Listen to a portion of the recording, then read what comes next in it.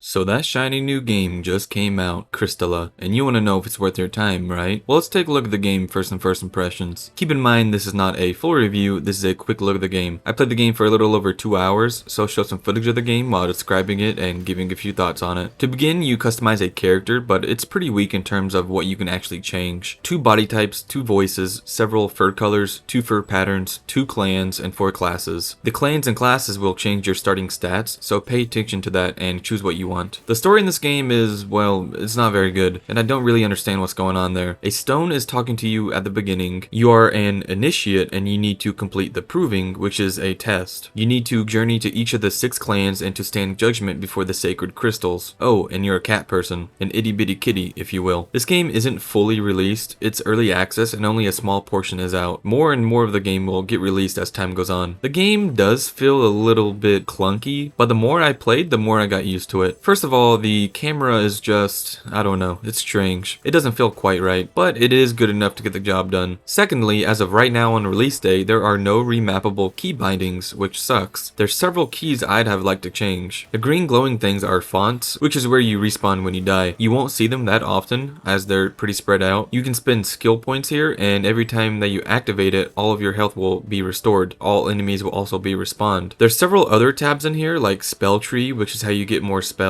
Shop, which lets you buy things like more mana or health, and the travel tab lets you travel to any other font that you've been to, so fast travel. There's a couple of locked tabs, preparation and feline tree, and in the 2 hours that I played, I did not unlock them, so I'm unsure what those will be. For attacks, you have light attacks and heavy attacks, and when you hold down the heavy attack, it's even stronger. Then you have blocking. You do lose health still while blocking though. When games do that, I kind of feel like, then what's the point of blocking at all? Well, if you time it right in this game, then the enemy will be stumbled and you can kill them more quickly. Health is on the bottom left and mana is on the bottom right. There's also mana attacks that you can use, which cause more damage but makes the mana bar go down quickly. The mana attacks seem to always be green, and it takes a bit for the mana to regenerate as well. The slots near the mana are your spells, and in the time that I played, I only unlocked one. I chose Poison Blade, which seems to stay on my blade a long time and has unlimited uses. The slots near your health are for your consumables like health and more mana and other things if you have them. Then you have a dodge, which is what I think I prefer more than blocking. When you dodge, you're briefly invincible. There's also no fall damage as, well, you're a cat. The map is also linear. It's not open world. There's pathways to follow, and you'll come across corruption, which are like red vines. When you destroy the source of the corruption, the vines connected to that one will disappear, usually opening more pathways. There's no map or way markers, so once you have a lot of pathways at once, it could get a little confusing. In your inventory, you can equip different armors that you find, as well as weapons, consumables, and accessories. I switched from using my claws as a weapon to a sword and shield that I found. As for the enemies, there's various different kinds. Some enemies have guns too, which I did not expect that in this game. There's some bigger enemies that are tougher, and when I faced a boss later on in the game, I died about 3 times in a row to that before I finally killed it. I died quite a bit actually, even against normal enemies. It's simplistic and yet it can be challenging. When you die, you can pick up the Krist that you dropped, which is used to upgrade yourself at fonts, so it's important to get that back. There's a little bit of exploring that you can do, but it's not a whole bunch. The main thing is following the path and killing enemies. Once I got past the first area, the enemies started becoming more diverse, adding in insect types, like bugs and spiders mostly. This game is very early access with more to come. I enjoyed this game way more than I thought I was going to. I came across it and decided to take a look at it, but I honestly didn't expect as much as I got. I didn't have any game-breaking glitches and performance was fine as well. The combat and level design in this game is pretty good and the graphics look good as well. Everything about this game is what I'd call solid, except the fact that it's not full release, so you don't have a whole bunch of content yet. This game surprised me and I enjoyed it, though that's my personal opinion. Whether or not this is your type of game, I'll see you on the next one.